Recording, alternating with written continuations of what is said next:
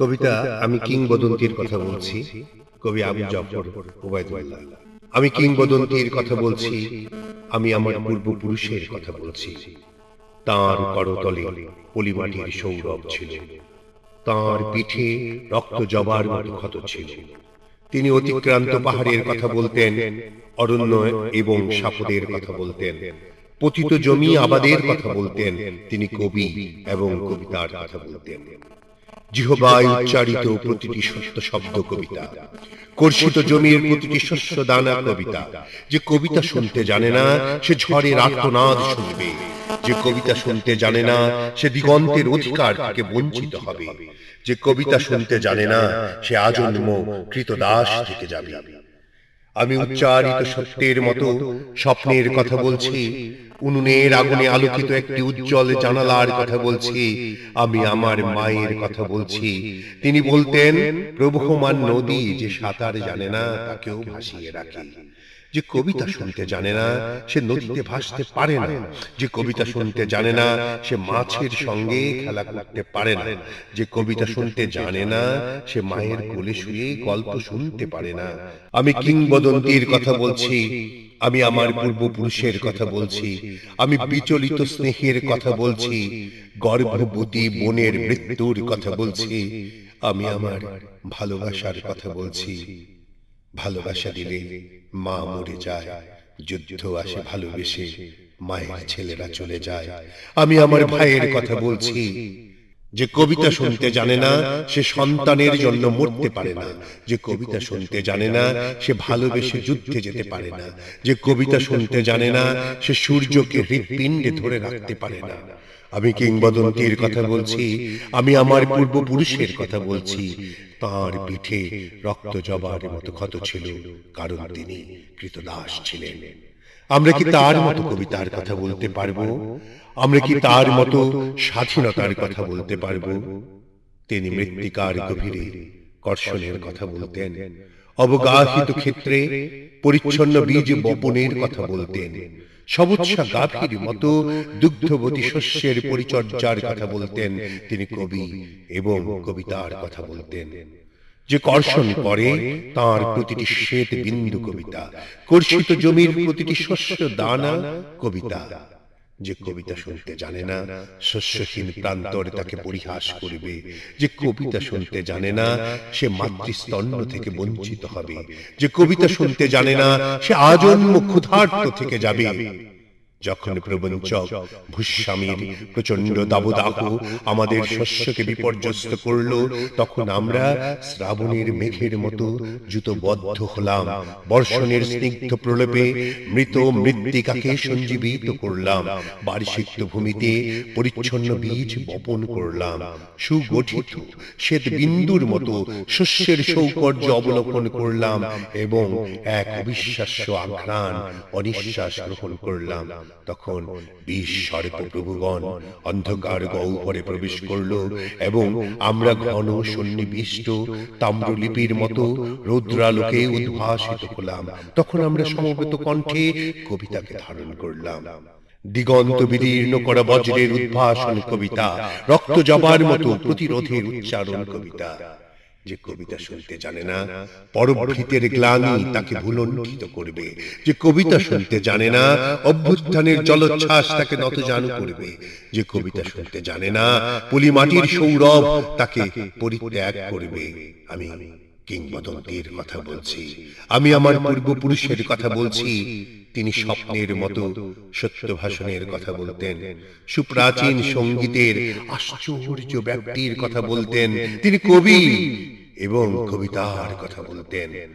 যখন কবিকে হত্যা করা হলো, তখন আমরা নদী এবং সমুদ্রের মোহনার মতো সৌভ্রত্রে সম্মিলিত হলাম, প্রজ্বলিত সূর্যের মতো অগ্নিগর্ভ হলাম, ক্ষিপ্রগতি বিদ্যুতের মতো ত্রিভুবন পরিভ্রমণ করলাম এবং হিংস্র ঘাতক নতজানু হয়ে কবিতার কাছে প্রাণ ভিক্ষা চাইল।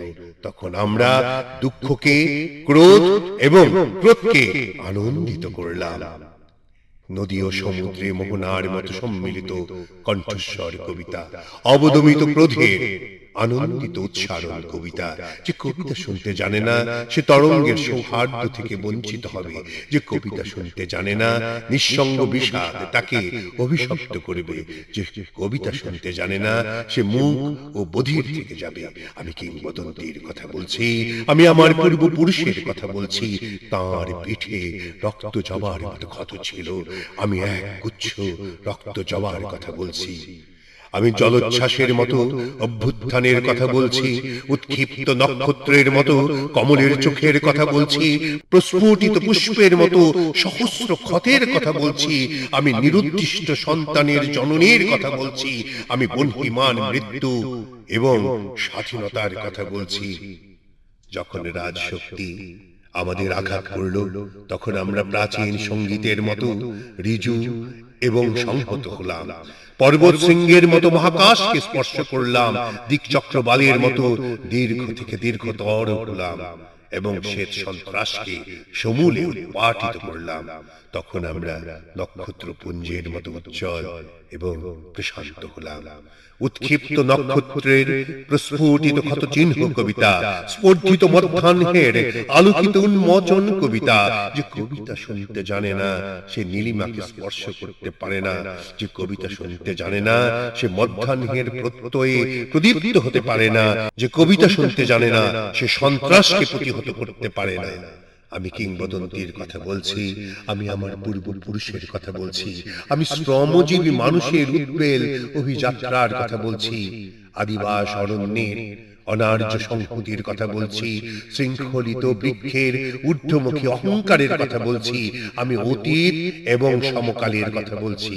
শৃঙ্খলিত বৃক্ষের ঊর্ধ্বমুখী অহংকার কবিতা, আদিবাস অরণ্যের অনার্য সংহতি কবিতা। যে কবিতা শুনতে জানে না যুথভ্রষ্ট বিশৃঙ্খলা তাকে বিপর্যস্ত করবে। যে কবিতা শুনতে জানে না বিভ্রান্ত অবক্ষয় তাকে দৃষ্টিহীন করবে। যে কবিতা শুনতে জানে না সে আচম্য হীনমন্য থেকে যাবে। যখন আমরা নগরীতে প্রবেশ করলাম, তখন চতুর্দিকে ক্ষুধা, নিঃসঙ্গ মৃত্তিকা, শস্যহীন ফলবতী বৃক্ষরাজি নিষ্ফল এবং ভাসমান ভূখণ্ডের মতো ছিন্ন মূল মানুষেরা ক্ষুধার্ত। যখন আমরা নগরীতে প্রবেশ করলাম, তখন আদিগন্ত বিশৃঙ্খলা, নিরুদ্দিষ্ট সন্তানের জননী, শোক সন্তপ্ত দীর্ঘদেহ পুত্রগণ, বিভ্রান্ত এবং রক্তবর্ণ কমলের মতো বিস্ফোরিত নেত্র, দৃষ্টিহীন। তখন আমরা পূর্বপুরুষকে স্মরণ করলাম, প্রপিতামহের বীর গাথা স্মরণ করলাম, আদিবাসী অরণ্য এবং নতজানু সম্পদের কথা স্মরণ করলাম। তখন আমরা পর্বতের মতো অবিচল এবং ধ্রুব নক্ষত্রের মতো স্থির লক্ষ্য হলাম।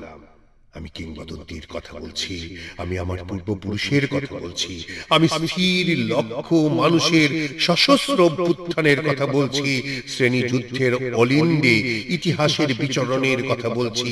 আমি ইতিহাস এবং স্বপ্নের কথা বলছি। স্বপ্নের মতো সত্য ভাষণ ইতিহাস, ইতিহাসের আনন্দিত অভিজ্ঞান কবিতা। যে বিনিদ্র সে স্বপ্ন দেখতে পারে না, যে অসুখী সে কবিতা লিখতে পারে না, যে উদ্গত অঙ্কুরের মতো আনন্দিত সে কবি, যে সত্যের মতো স্বপ্ন ভাবি সে কবি। যখন মানুষ মানুষকে ভালোবাসবে তখন প্রত্যেকে কবি। আমি কিংবদন্তির কথা বলছি, আমি আমার পূর্বপুরুষের কথা বলছি, আমি বিচলিত বর্তমান এবং অন্তিম সংগ্রামের কথা বলছি। খণ্ডযুদ্ধের বিরতিতে আমরা ভূমি কর্ষণ করেছি, হত্যা এবং ঘাতকের সংকীর্ণ ছায়াপথে পরিচ্ছন্ন বীজ বপন করেছি এবং প্রবহমান নদীর সুকুমার দাক্ষিণ্যে শস্যের পরিচর্যা করেছি। আমাদের মুখায়ব অসুন্দর, কারণ বিকৃতির প্রতি ঘৃণা মানুষকে কুশ্রী করে দেয়। আমাদের কণ্ঠস্বর রূঢ়, কারণ অন্যায়ের বিরুদ্ধে ক্ষোভ কণ্ঠকে কর্কশ করে তোলে। আমাদের পৃষ্ঠ দেশে নাক্ষত্রিক ক্ষতচিহ্ন, কারণ উচ্চারিত শব্দ আশ্চর্য বিশ্বাসঘাতক, আমাদেরকে বারবার বদ্ধভূমিতে উপনীত করেছে। আমি কিংবদন্তির কথা বলছি, আমি আমার পূর্বপুরুষের কথা বলছি, আমার সন্তানেরা, আমি তোমাদের বলছি, যেদিন প্রতিটি উচ্চারিত শব্দ সূর্যের মতো সত্য হবে, সেই ভবিষ্যতের কথা বলছি, সেই ভবিষ্যতের কবিতার কথা বলছি। আমি বিশ্বর্গ প্রভুদের চিরপ্রয়াণের কথা বলছি। দ্বন্দ্ব এবং বিরোধের পরিসমাপ্তির কথা বলছি, সুতীব্র ঘৃণার চূড়ান্ত অবসানের কথা বলছি। আমি সুপুরুষ ভালোবাসার সুকণ্ঠ সঙ্গীতের কথা বলছি, যে কর্ষণ করে শস্যের সম্ভার তাকে সমৃদ্ধ করবে, যে মৎস্য লালন করে প্রবহমান নদী তাকে পুরস্কৃত করবে, যে গাভীর পরিচর্যা করে জননীর আশীর্বাদ তাকে দীর্ঘায়ু করবে, যে লৌহ খণ্ডকে প্রজ্বলিত করে ইস্পাতের তরবারি তাকে সশস্ত্র করবে। দীর্ঘদেহ পুত্রগণ, আমি তোমাদের বলছি, আমি আমার মায়ের কথা বলছি, বোনের মৃত্যুর কথা বলছি, ভাইয়ের যুদ্ধের কথা বলছি, আমি আমার ভালোবাসার কথা বলছি, আমি কবি এবং কবিতার কথা বলছি। সশস্ত্র সুন্দরীর অনিবার্য অভ্যুত্থান কবিতা, সুপুরুষ ভালোবাসার সুকণ্ঠ সঙ্গীত কবিতা, জিহ্বায় উচ্চারিত প্রতিটি মুক্ত শব্দ কবিতা, রক্ত জবার মতো প্রতিরোধের উচ্চারণ কবিতা। আমরা কি তার মতো কবিতার কথা বলতে পারবো? আমরা কি তার মতো স্বাধীনতার কথা বলতে পারবো? Thank you for watching our videos. For further updates, you may subscribe the channel NDD.